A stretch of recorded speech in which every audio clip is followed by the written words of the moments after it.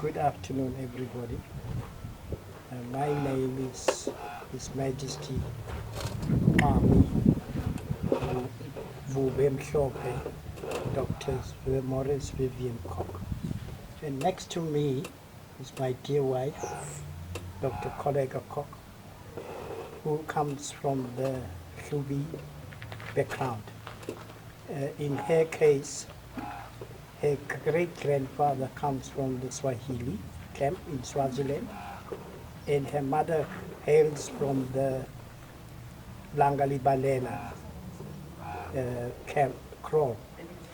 The result is that she is a princess. Myself, I am the great-grandson of Adam Kok I. Now, Adam the Kok I was also known as Adam Ieta Kok. And he that is Adam Ieta Kok, or Adam Kok I, had 10 children. The first was Cornelius Kok I, and the second child was Adam Dainpi Kok. Now, I am going to concentrate more on Adam Dainpi Kok, because that is where my lineage starts from. Adam Dainpi Kok also had children, and one of his children was Adam Ab Kok. And Adam Ab Kok had a son by the name of Adam Ieta Kok Jr. So Adam Ieta Kok Jr. was then adopted by his cousin Adam Kok III. Now, Adam Kok III was the son of Adam Kok II. So Adam Kok II hails from Adam Kok I. So our lineage starts from Adam Kok I, Adam Kok II, Adam Kok III. But unfortunately, Adam Kok III had no biological children. Hence, he adopted his cousin Adam Ieta Kok Jr.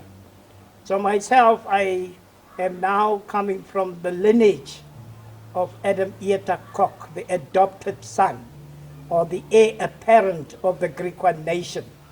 Adam Ieta Kok had 3 sons. The eldest son was John Philip Kok, the second one was Adam Mace Kok, and the third one was Lodewijk Joseph Kok.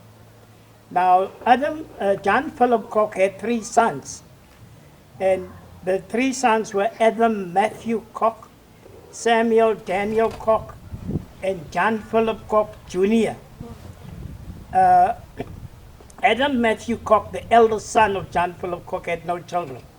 My father was named after his uncle, Adam Matthew Kok. Samuel Daniel Kok had 6 children, of which Adam Matthew Kok was the youngest, and the last surviving child of all the children of Samuel Daniel Kok. Myself, I am the son of Adam Matthew Kok, and I am also of the 8 children that Adam Matthew Kok. I am the eldest of the surviving children. Hence now the lineage passes over to me as the heir apparent of the Griqua nation, of the Kok family. What is important here is that when Adam Kok died in 1875, the Griqua people were dispossessed of their land in East Griqua land. But first of all, the Griqua people were also dispossessed of their land in Griqua land West. 40 farms that belonged to the Griqua, they had to hand over to the British under duress. In other words, he was forced to sign, to say, I am not going, I'm giving this land to the British.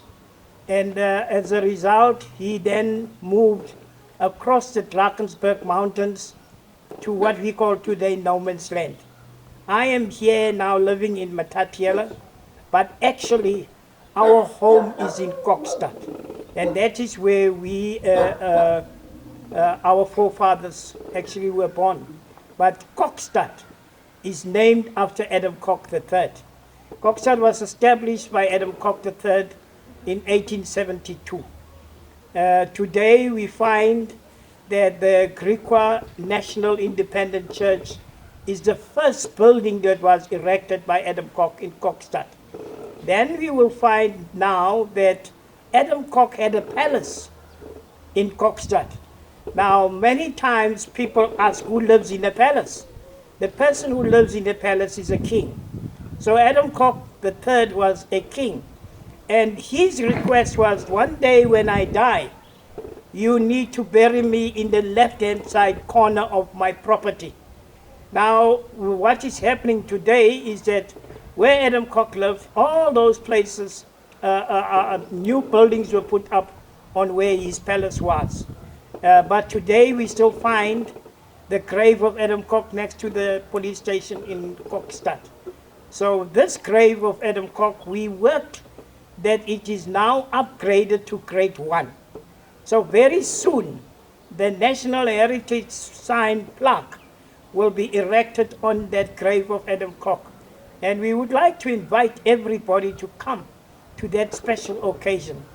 Now, when it comes to the current issue, our land was governed by kings, of which Adam Kok was one of them. And we now are looking at the restoration of our land, that our land be given back to our kings. I want to just use Kokstad as an example. Kokstad was ruled by Adam Kok and his Volksraad.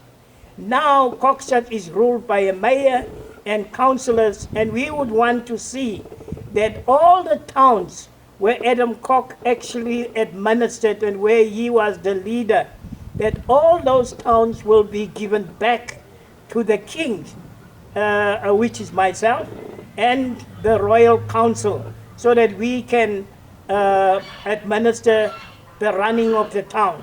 There are other towns that also was under the leadership of Adam Kok in Griqua Land West. And there we want those towns be also given back to the leadership of the rule of the king. I thank you. So this is the prementus. It is one of the Griqua insects. So if you see a prementus, we don't kill it because it's one of our ancestors. And then you see this stick of mine. Why I prefer to use this? This stick is made from a dagga plant. Dagga plants grow up to 6 meters high. That's how high it grows. And you see the beads that are here. It's the beads that were used by the Griqua people. You can see here by me. I'm wearing beads. So every time I go somewhere and I want to represent the Griqua nation, I wear these beads. Then you will also see that the Griquas were hunters. And if you look at the coat of arms, that's the coat of arms and the flag. If you look at the coat of arms, you'll see that they were hunters. And these are the quills of the porcupine. And here they are also headsmen, so they own cattle. And this horn is that they use, but remember, this horn is not the horn that the Griqua people, they had Afrikaners, the ones with the long horns. Now, the long horn will not work for me, and that is why we chose this. And then you see there is the skin of a sheep. So this walking stick of mine represents the Griqua nation. So I'm going to, sometimes you can see there that they were also hunters. Apart from that, they were headsmen, they were also hunters to survive. And when Adam Kok came over the Drakensberg Mountains, he came with 320, help him there, John. You see, there is one of the, this is the, climb on. This is the coat of arms of the Griqua nation. And here you see the motto, the pro rege, lege et grege. It means for the king, for the law, and for the nation. And these small squares, if you count them all, you'll find that it's 40. And these are the 40 farms that Adam Kok had to give to the British under duress. They forced him. They told him that unless you sign, we will hang you up alive. And so the ladies that were with him said, no, no, no, we don't want to fight. That's it. But there you can see is the sign of that the Griqua were also hunters. And here is the lion. Now, I think you heard me saying I mentioned my name, Mbube Mhlop. The lion of the Griqua nation on our emblem, you will always see the white lion. But we don't use it like that, we only use the head. And here you can see they had cannons, and they had oxen with ox wagons. So that is Ijoko Yenkom. And that is it. Now here, those three squares, or they look like diamonds. It showed that in Griqua and West, the Griqua people were, discovered a lot of diamonds.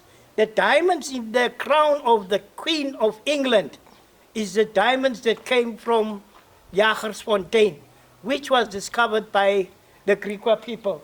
And then we have the rooster. There it means to say kok. Kok. Oh, yes. You say kok. Griqua, it means to say kok was the head of the Griqua nation. Now you understand. And then we have the flag. Put that one away. We have this is the flag of the Griquas. You will also see that in the flag of the Union of South Africa, there is this flag in the middle, which they call the four colors, the vier kleuren. So the Griqua had four colors, red, white, blue, and green. And on the green part, you see the aloe plant. But this aloe plant, the Griqua call it the Griqua kanniedood. They call it kanniedood plant. Now the reason why they call it kanniedood plant, during the winter it will go dry, but it will not die. And then during the summer it will bloom and it will show beautiful orange flowers. And that is why they say a kanniedood. So the same thing with the Griqua. King Kok I was hung upside down in the castle in Cape Town, in the hope by the Governor Adrian van der Stel. He hoped that he would die during the night. And but this Griqua was so hard, he did not die. And the next morning, when the governor came there and called him, he said, no, I'm still alive. And that is where he said, the Griqua kanniedood. They banned him from Cape Town to St. Helena Island. There at St. Helena Island, people used to die from scurvy and even leprosy. King Kok swam from there and got a lift and came back to Cape Town.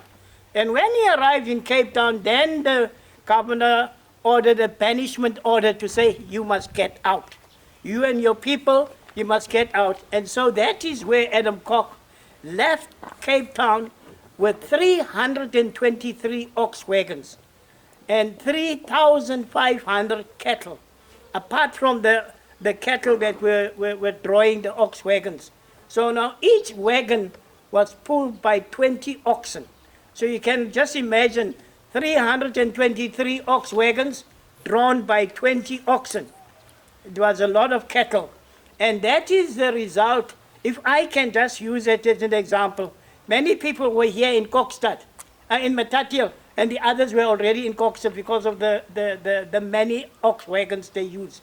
But one of the things that I just want to say, that these Griqua people, they were not educated because there was no school, but they were engineers on their own. They developed and built those ox wagons themselves. Remember, they had to make wheels. And what was interesting, when they had to cross the river, you would find that as they crossed the river, the back part of the wagon will get stuck into the river. And so they built two small wheels that they put in the middle of the wagon. And as the wagon gets onto the hill, then these two small wheels will lift up the back. And that is why. So as we can see, that despite the fact that they were not educated, but they were very clever. They were people that could make decisions on their feet. And One of the things that I would just want to say, Princess, is that the Griqua people were agriculturalists. So when it comes to working the ground, yes, it's just that we don't have the land. And now, this is one of the reasons why we say we need to stand together. I like the Sotho word, kopana. We need to kopana so that we can get our land back and that we can practice agriculture again. We don't need other people to survive. We can plant our, from where I come from, we lived from the garden. We planted our own vegetables. We planted our own millies. And we had our own chickens for eggs. We had our own sheep. We had our own cattle, so we were not starving. And this is what we are looking at. But I want to say this lastly. Our kings need to come back and rule the land. Thank you, girl. Thank